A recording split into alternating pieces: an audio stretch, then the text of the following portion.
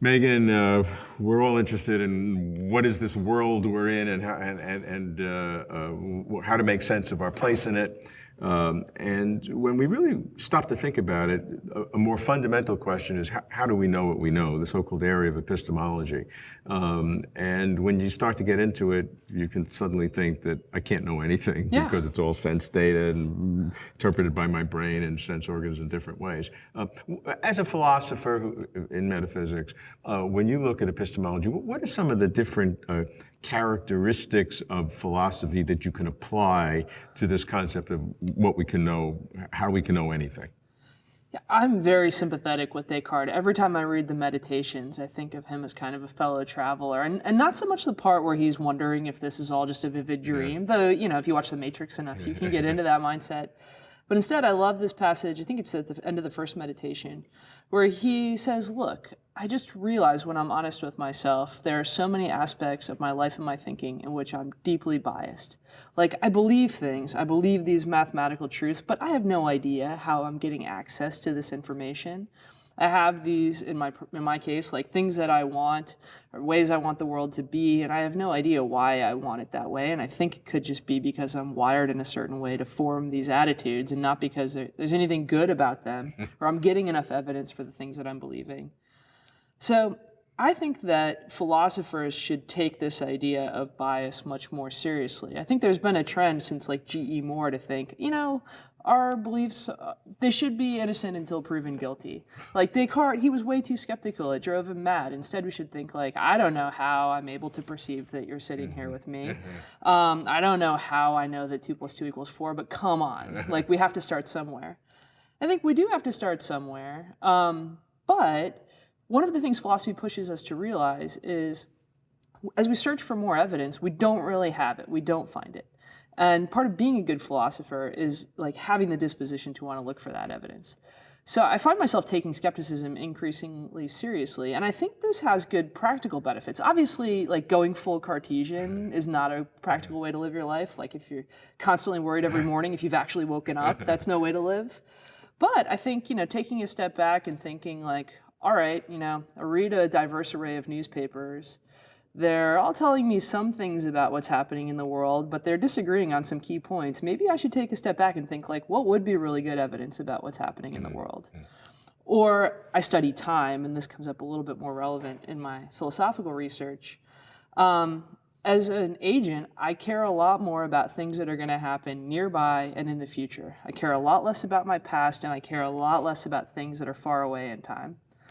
Is that rational? Is it just a case of like, I think I'm not going to be the same person over time, or the past is really like worse than the present or the future? Well, no, I don't think I've got any really good philosophical arguments for that.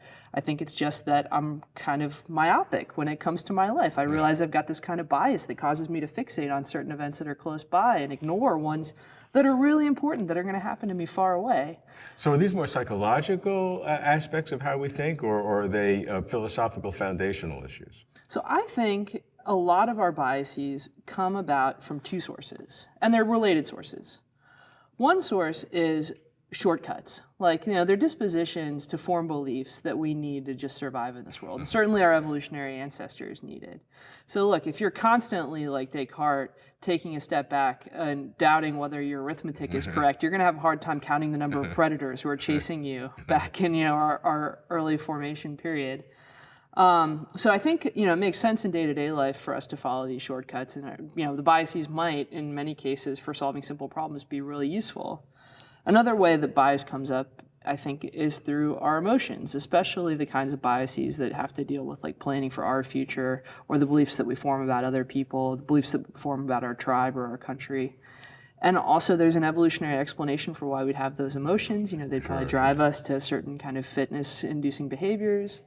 But now, now we're like Descartes. We live in a complicated society where we don't have to make really quick decisions about everything. In fact, we can take our time to deliberate and get more evidence. And these useful emotions, or these useful belief-forming mechanisms that were helpful to our early ancestors, might not be that helpful when we're engaged in really complicated planning problems, or when we're investigating, really complicated truths about our world that just require a bit more distance.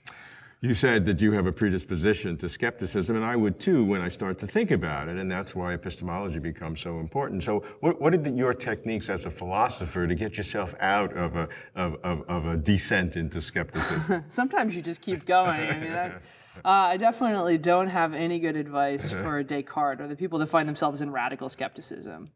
Besides the fact that, like, you know, sometimes just to get on with life, you've got to start trusting your beliefs again. But I think when I start to feel the grip of skepticism about issues that really matter to me, like this is when skepticism can become really troubling in your own life, is when the skepticism gets its tentacles into you for questions like, your religious faith, like, are any of your metaphysical beliefs true? Or it doesn't have to be a religious faith, just like, you know, faith in your government, faith in your polity, you start to have skepticism and morality. That's very easy to do. Yeah, and those are the kinds of things where, one, I think trusting other people is one way to start to get evidence that you feel like you're not able to get on your own steam. So in the case of, like, suppose you're starting to have a real crisis of faith in American democracy. One thing you can do is go talk to friends who work in the law, or friends who work in social services, or people who have thought more seriously about these issues, and get them to tell you what they think, like, the key principles are. And even if you can't think as hard about the issue as they thought about it, or get the kind of evidence or experience that's led them to this belief or confidence, you can still trust that they have some evidence that you haven't been able to get. And that's one way to start to, like, pull yourself back. Because the whole point of skepticism, to get out of it, is you need some evidence that's, like, eluding you. And a lot of times I think philosophers think you've just got to go at your own to get the evidence. But in fact, other people might have it for you.